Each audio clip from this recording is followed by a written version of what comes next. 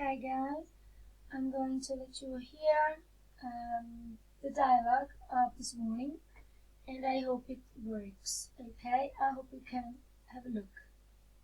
Come on guys, what are we going to do for our media studies project? Don't look at me, I haven't got a clue. What about you then? You're the genius. Have you got any ideas? Why don't we interview someone who's got an exciting job? Yes, a pilot or a firefighter. But we don't know any pilots or firefighters. My dad's an accountant and your mum's a librarian. Okay, let's think. We have to make 6 short films about different topics.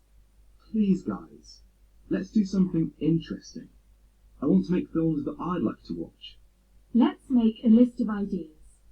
What's the first thing that comes to mind? The weather. No, that's boring. I'm not going to make a film about the weather.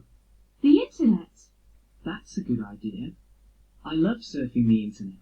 Hey, I saw a great video on YouTube last week. I'd like to make a film like that.